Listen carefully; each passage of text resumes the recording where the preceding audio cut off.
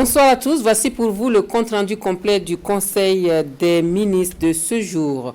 Le Conseil des ministres s'est tenu à Ouagadougou le mercredi 8 septembre 2021 en séance ordinaire de 9h à 17h30 sous la présidence de son Excellence M. Rochmar Christian Kaboré, président du FASO, président du Conseil des ministres.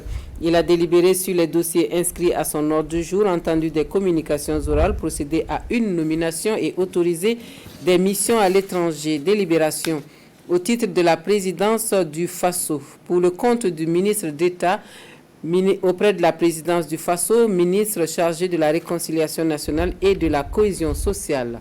Le Conseil a adopté un rapport d'étape sur la mise en œuvre de la feuille de route du processus de réconciliation nationale et la préparation du Forum national de réconciliation.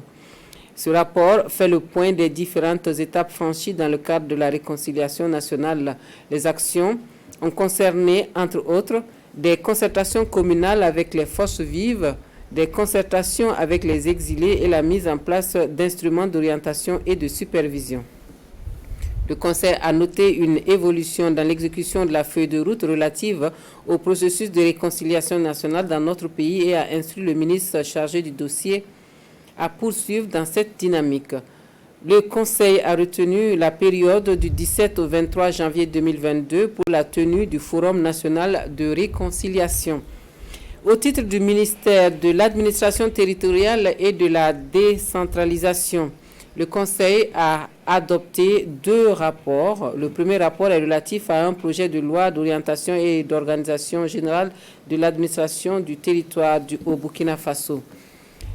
Ce projet de loi détermine le cadre général de l'organisation et de l'administration du territoire qui s'applique à l'ensemble des administrations civiles de l'État au niveau central et déconcentré et aux administrations des collectivités territoriales. Cette loi d'orientation de l'organisation générale de l'administration du territoire permettra de mettre en cohérence et en complémentarité les 2 modes d'administration du territoire, à savoir la déconcentration et la décentralisation avec un principe de mise en œuvre progressive.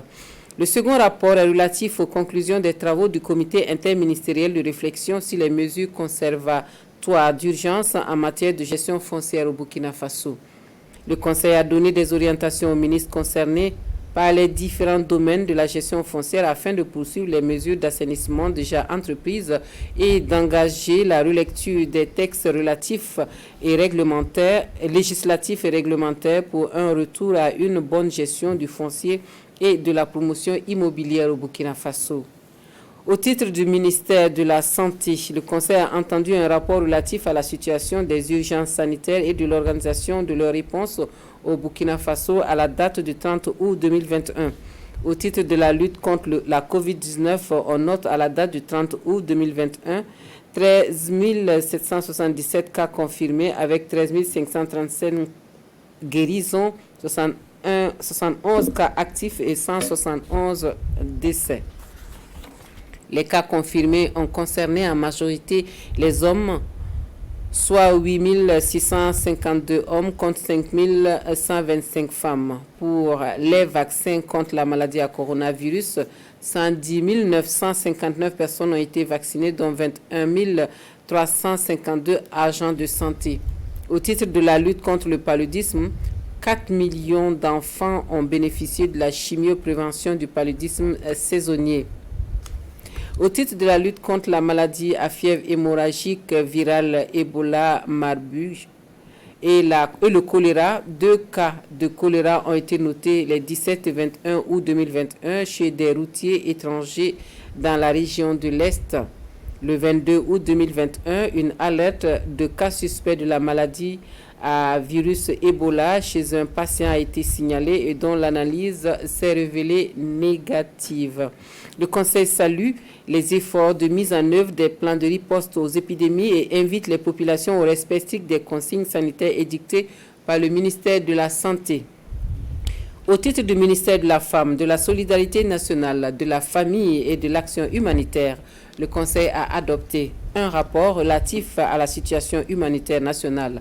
Ce rapport donne la situation des personnes déplacées internes, de catastrophes enregistrées et des besoins d'assistance humanitaire. Ce rapport indique également que toutes les 13 régions du pays enregistrent des personnes déplacées internes avec de fortes concentrations dans les régions du Sahel 36%, du centre-nord 35%, du nord 8,3%, de l'est 8,3% et de la boucle du Monde 2,4%. Pour ce qui est des catastrophes naturelles, on note 22 communes dans 15 provinces. On note que 22 communes dans 15 provinces sont affectées par les inondations et ou vents violents. L'on dénomme 20 829 sinistrés issus de 3 472 ménages. On déploie 87 blessés, dont 12 graves et 9 décès.